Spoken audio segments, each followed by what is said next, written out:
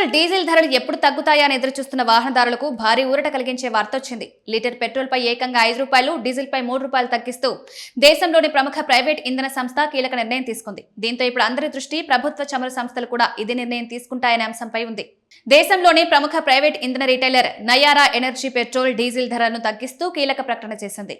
సంస్థ విడుదల చేసిన వివరాల ప్రకారం లీటర్ పెట్రోల్ పై ₹5, డీజిల్ పై ₹3 వరకు తగ్గింపును అమల్లోకి తీసుకొచ్చింది. ఈ కొత్త ధరలో నయారా ఎనర్జీ నిర్వహిస్తున్న పెట్రోల్ బంకుల్లో వర్తిస్తాయని కంపెనీ తెలిపింది.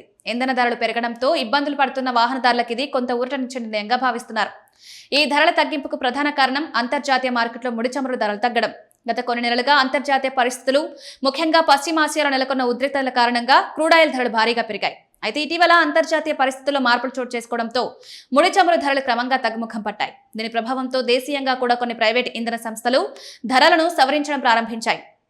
దేశీయంగా ఇంధన ధరల్లో తగ్గింపు రావడం గత 2 ఏళ్లలో ఇదే మొదటిసారి కావడం విశేషం. గతంలో 2024లో పెట్రోల్, డీజిల్ ధరల్లో స్వల్ప తగ్గింపు జరిగిన తర్వాత చాలా కాలం పాటు ధరలు స్థిరంగానే కొనసాగాయి. మధ్యలో అంతర్జాతీయ మార్కెట్లో చమురు ధరలు పెరగడంతో ఇంధన ధరలపై ఒత్తిడి కూడా పెరిగింది. ఇప్పుడు మళ్లీ ధరలు తగ్గడంతో వాహనదారులు ఊరట వ్యక్తం చేస్తున్నారు.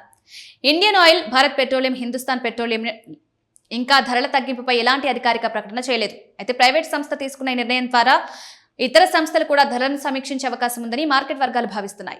నయారా ఎనర్జీ ప్రస్తుతం దేశంలో అతిపెద్ద ప్రైవేట్ ఇంధన రిటైలర్లలో ఒకటి.